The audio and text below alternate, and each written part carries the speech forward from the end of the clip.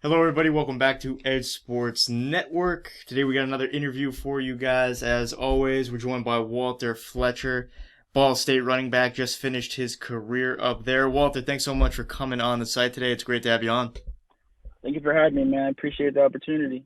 No problem at all. We're looking forward to it. Hope you guys are too. You have an amazing journey here in football. I'm really excited for this interview, honestly. One of the more interesting journeys we've covered here on the site. I want to start back in high school. You rushed for 1,753 yards with 25 touchdowns as a senior. That right there is a school record for yards in a single season. And you were Centennial's Athlete of the Year. You also played in the All-Star game. So what do you kind of attribute your success in high school to? I mean, was it coaching, working out really hard, combination of both? I mean, clearly you had a great high school career. Your high school was the right fit for you. What do you kind of, give that success to? My first 3 years, I started low on the depth chart. My freshman year on JV, started low on the depth chart, Mm-hmm. ended up working my way up, and then same with my sophomore year. And after my sophomore year, started the last two following years. But take credit to my coaches. Coach Damian Cook, he played 10 years in the NFL. He passed away the summer of my senior year. So Mm-hmm. that was tough on me. But he ended up coming this summer going into my senior season, and he had a background in strength and conditioning, and he really turned our program around the previous year, sorry. Mm-hmm. We had some losing seasons, and right the day he got there, everything changed, the culture changed, and we all bought into a system. And another coach would be my running back coach, Coach Matt Winger. He would just in practice, he would make me score every time I touched the ball, no matter where we were in the field. Mm-hmm. And he instilled that in my mind. So when game time came, when I touched the ball, my mindset was, score, score. So just those two guys definitely had a significant impact in my senior season and my high school career, and I appreciate those guys. Yeah, I mean, you run with a lot of passion, a lot of aggression, a lot of determination. And, growing up, do you remember any, early influences you had? I know you mentioned your coaches had a lot of influence on you, but, player-wise, do you remember any players that you really looked after, tried to kind of model your game after, or just kind of take some elements of their game to incorporate it into yours? Oh yeah, so Danny Tomlinson. I remember Mm-hmm. he actually came out with some cleats my first year of football. Mm-hmm. So I ended up buying his cleats, and I always used to watch the Chargers play. And then I know he had that really good season where he scored 30 touchdowns. So Yeah. he's my favorite running back.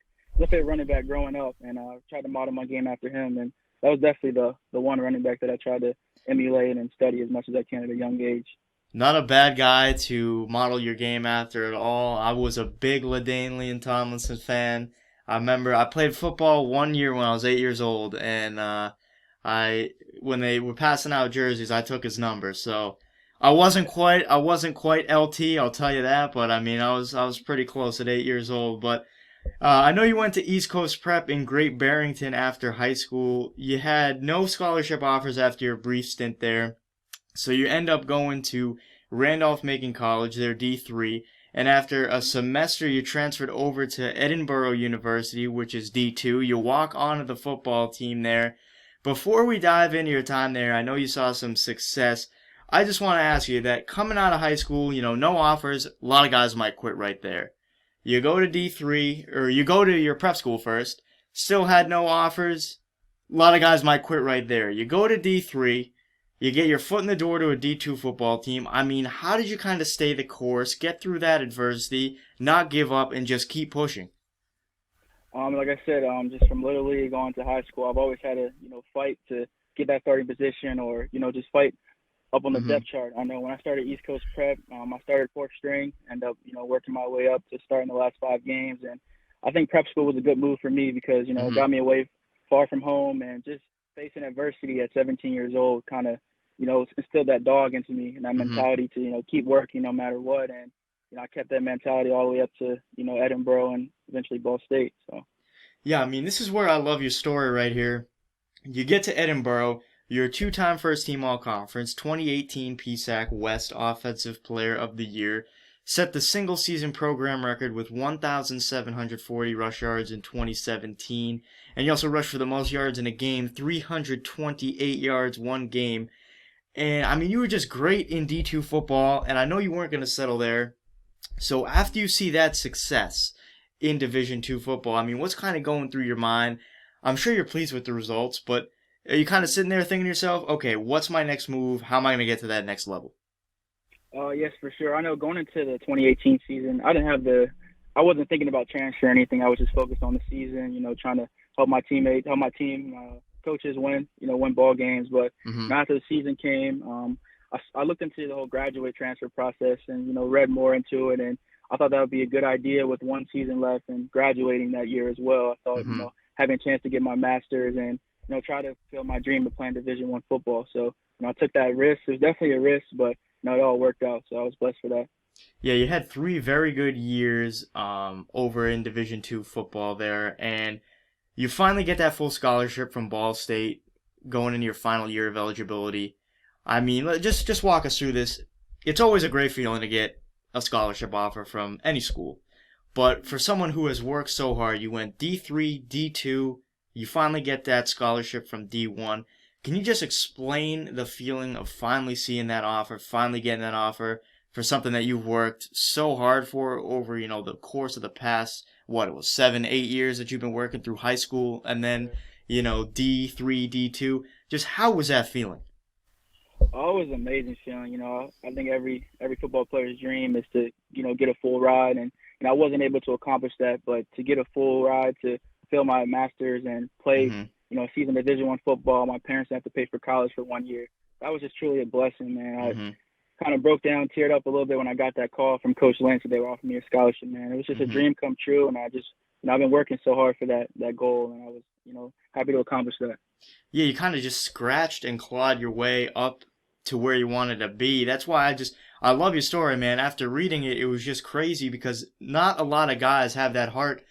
When you start at the D3 level, some guys might just say, "All right, that's what it is right there. That's what it is." But you claw your way to D2, eventually get your way to D1. You didn't only get there, you saw success there. You played in 12 games this past year, 726 yards, 7 touchdowns, second most yards per carry by a Ball State running back with over 100 carries since 2000. So coming into a D1 season, did you prepare any differently for that higher level of competition, or was it kind of your same old methods, and you just kind of saw how things worked out once you got there? I know mentally, I was going to be in some uncomfortable situations just because, I Mm-hmm. haven't had experience playing Division I football. But, Division I, you're there training all summer, you're taking summer classes. So that transition helped me a lot. Also met with my running back coach on the side, trying to get me familiar with the offense and terminology. So, Ball State made the transition extremely Mm-hmm. easy. The coaches were great. My teammates welcomed me with open arms from day one. So that was just the perfect fit in my opinion. They just helped me a lot, and I learned the playbook pretty fast, and everything worked out, man. And your first game with Ball State, I mean, are you nervous at all? Is the excitement kind of overtaking the nerves? I mean, it's D1 football. How are you kind of feeling in game one? Just playing at Lucas Oil, it's so bright. I haven't Mm-hmm. had the opportunity to play in a bright stadium like that, and the fans Yeah. cheering and everything. There's definitely some nerves, man. I was definitely, nervous just because my first game. I knew all Uh-huh. my friends and family were watching the game, so my nerves were definitely taking over. But once that whistle blew and it was game time, I was focused and I was ready to go. You looked focused, you looked ready for it, and you have this amazing journey. And I know you also have a business. D.U.O. Endeavors stands for Determined, Underrated, and Overlooked. 3 words that I know you've really taken to heart. So, for those people that don't know what your business strives to do, can you explain it a little bit? Explain the goals, kind of what you guys are really trying to get across. I know you work with a lot of, younger athletes, all levels. So what do you guys kind of do, and what do you guys really work on with those younger athletes? D.U.O. is just, those 3 words you just mentioned. Mm-hmm. I want to inspire other people. I want my story to touch people to, just stay motivated, stay inspired, fight through adversity. And, it's just, I know there's a lot of kids like me in my situation. I just want to be there for them, Mm-hmm. mentor and give them hope that, anything will happen if you, work hard and put your mind to it. But as far as the actual business side of things, we do fundamental training. I also hold fitness classes 3 days a week. Mm-hmm. A local park near my house where we'll do like fitness classes for all levels, all ages. Where we'll just do like footwork, cardio, core development. And as far as training, private training, we do all sports, but again, it's footwork, fundamentals, just speed training, anything that the player needs. Like to cater to the athlete, their needs, and things like that. So, yeah, just want to keep that going while I'm home and waiting for that call. Mm-hmm. I mean, yeah, certainly you're probably the best mentor there is for kids that are really trying to get to that next level. I mean, you've been through it all so far in your career. And, there's a saying I like to live by, and that just keep knocking at the door till someone answers. And you've clearly done that throughout your entire career here. So I know you're still in the process here of working towards getting your shot with an NFL team. You're still, fighting to the top, fighting to that next level. I know prior to the draft you spoke with a few teams. They like your attitude, your willingness to compete. So, I mean, what kind of things have you been working on as of late to kind of just get tuned up, kind of prove to teams that you do have the talent to play at this next level? I work with my local speed coach here in Columbia, Maryland, Mm-hmm. Alonzo Ruffin. He's a track coach, so he's been working, a lot of speed, working on my technique, my running form, my technique, and we also do footwork and lateral movement, just making sure, when I get that call or tryout, that I'll be Mm-hmm. ready to go. And I know a lot of scouts, I didn't have my pro day, so they were questioning my speed. So that's Mm-hmm. something I want to showcase when I do get that call is that I'm a burner, I'm a fast guy, and I'm ready to go. I'm ready. So. Yeah, I mean, when you're kind of at this point in your career right here, between college and hopefully getting to the NFL. I mean, how's the mindset right now? Because I know a lot of guys might be on edge. I know you've faced so much adversity to this point now. I mean, you seem like you have it down handling the adversity. You make it look almost comfortable, which is pretty rare, for a guy your age that is still young. So, I mean, how do you just kind of stay focused, stay on the right path? I mean, what do you think the best mindset is to have for young college athletes or guys just coming out of college looking to get to that next level? Just keep positive people around you. That's what I try to do. My family is extremely positive. They're supportive, and you know, this might sound weird, but I'm kind of glad I didn't get that call because it just Hmm. brought that hunger even more. It made me hungry. I wake up every day wanting to get better in just one area, whether that's speed, footwork, or mental side of things. I try to just get better at 1% every day. So just stay hungry, just stay motivated, and hard work truly pays off. And I Hmm. truly believe that. Yeah, I mean, you're a perfect example of hard work paying off. And I know you mentor a lot of young athletes. I know, you work with a lot of kids, show them the ways in which you've got to where you are, give them advice and stuff.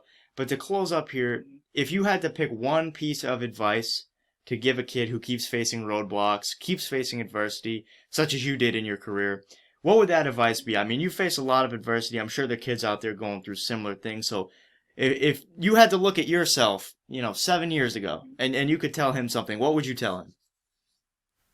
Always believe in yourself and believe in your abilities. Hmm. Just keep working hard. Just keep trying to get better in all areas, but never lose your confidence in yourself because there are a lot of people out here that try to bring you down or might say something negative, but take it with a grain of salt. Just keep working hard and truly believe in yourself, man, because you can accomplish anything in this world.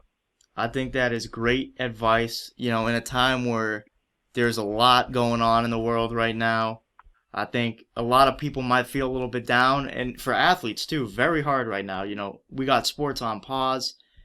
Kids might not know what to do. It's tough right now, but I think that is some great advice to live by on the field, off the field, no matter where you put it. But Walter Fletcher, everyone. Walter, thanks so much for joining us. You really do have an amazing story. I mean, honestly, I think one of the most, just determined stories that we've had on the site thus far.